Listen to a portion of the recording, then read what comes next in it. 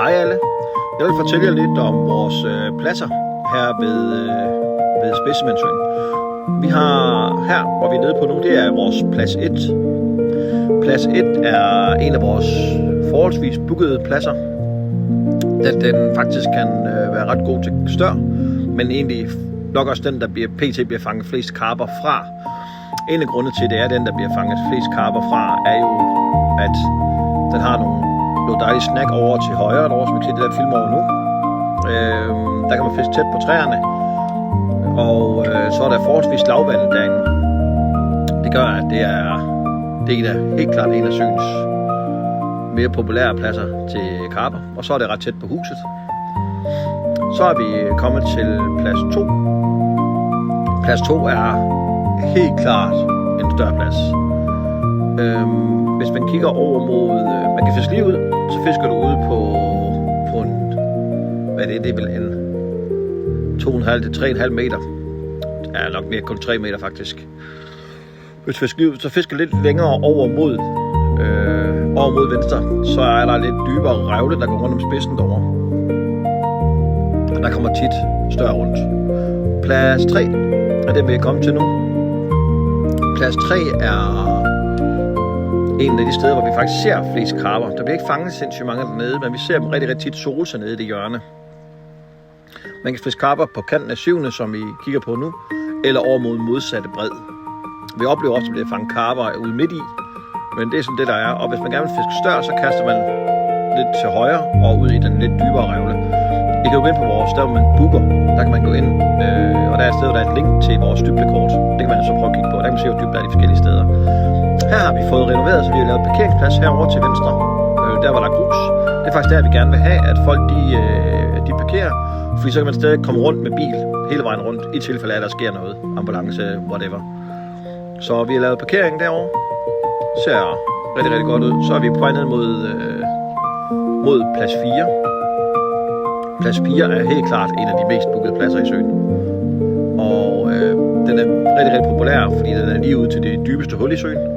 Så cirka 20-25 meter ude foran plads 4, der har vi søens dybeste sted. Og det er sådan set bare lige ud. Men igen, der kan man igen gå ind på vores dybdekort og kigge.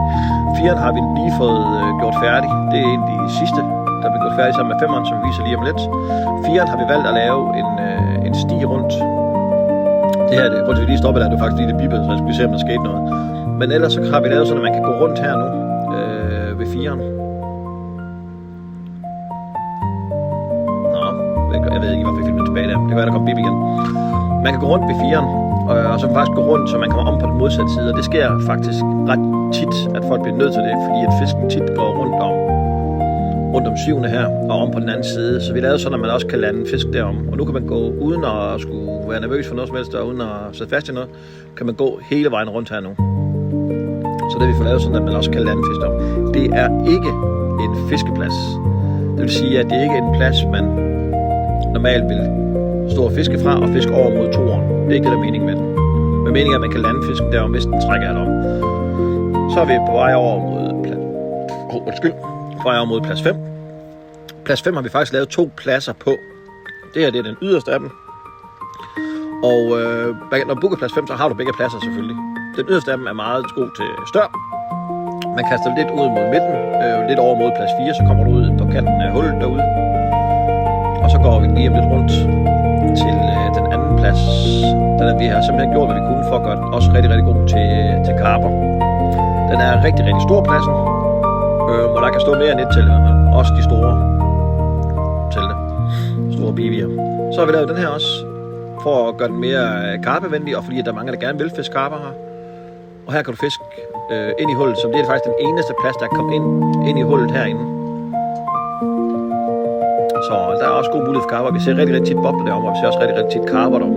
Så de spiser i hvert fald dem. Der har engang været 7 i hele det område herinde. Så man skal passe på, når man kaster ud, at man ikke ligger sig, så man sidder fast i de 7 stuber, der er der, men de er efterhånden ved at være så smadret og gamle, at det er ikke noget problem.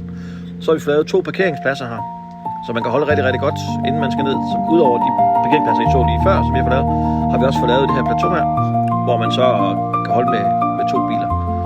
Så Så er vi fejret om mod plads 6, og det er den sidste plads, jeg viser i den her video. Plads 6 var faktisk den, der satte inspiration til alle pladser, vi har lavet i søen.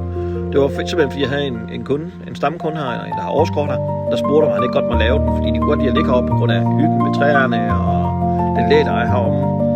Men det var simpelthen sådan en træls skråning ned, så han spurgte, om han godt måtte lave det her. Og det sagde jeg selvfølgelig, det må du gerne til. Jeg skulle nok stå for udgifterne, hvis du vil lave den, så er det ikke noget problem.